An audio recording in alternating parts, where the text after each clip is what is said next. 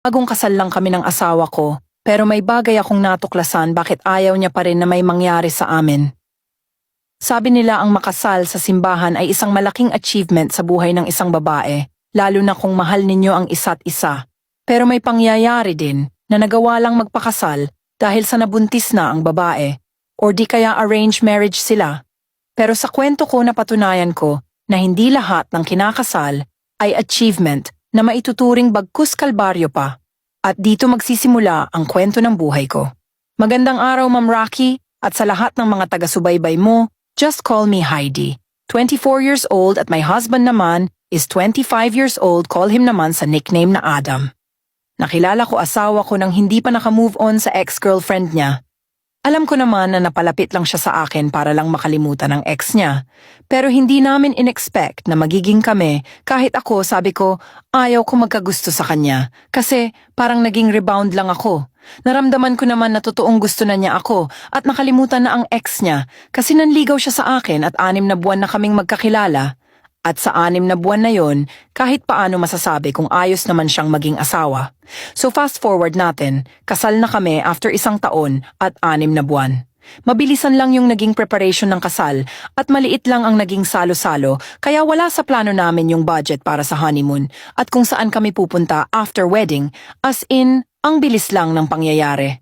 Sabi niya maghahanap pa daw siya kung saan maganda pumunta yung pag-iipunan para hindi daw kami magtitipid.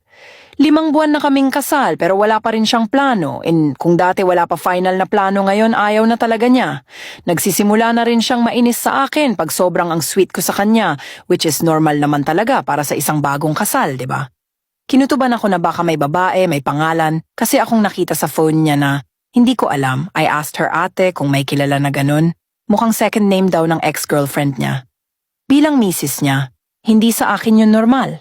Nakaramdam ako ng pag-aalala kasi baka nagkakausap na naman sila nung ex niya kaya parang nawawalan na siya ng gana sa akin to the point na pati honeymoon na importante sa mag-asawa ayaw na niya gawin. Yes. Tama kayo nang narinig, kasal na kami ng 5 buwan at hanggang ngayon wala pa ding nangyayari sa amin. Wala akong makitang dahilan kung bakit ayaw niyang gawin aside sa palagi siyang may kausap sa phone niya. One day naliligo ang husband ko at tumunog ang phone niya. Message yun sa messenger. Nag-pop up kasi sa screen ng phone niya yung name nung nakita ko last time.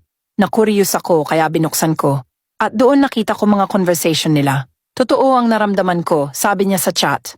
Napilitan lang daw siyang pakasalan ako para gumanti sa ex-girlfriend niya. Pero sa halip daw na maging masaya siya kasi nakasal na kami, bigla daw naghabol yung ex niya at nakiusap na maging sila ulit kahit kasal na kami. Sa puntong ito nadurog ang puso ko dahil sa nalaman ko, bukod sa naging rebound niya ako, pinaasa pa niya ako ng sobra. Sa totoo lang napamahal na sa akin ang husband ko kaya mahirap at sobrang sakit na ganito yung matutuklasan ko. Kung kayo ang tatanungin guys, ano kaya ang pwede kong gawin? Kasal na kami pero hindi naman ako yung mahal ng asawa ko. Anong action kaya yung pwede kong gawin? Kasi masakit talaga na kung kailan nakasal na ako sa kanya, saka ko pa ito malalaman. Gusto ko na siyang iwan kaysa masaktan pa ako ng sobra. Please, help niyo naman po ako sa pinagdadaanan ko. Maraming salamat po sa pakikinig at gayon din sa iyo, Ma'am Rocky.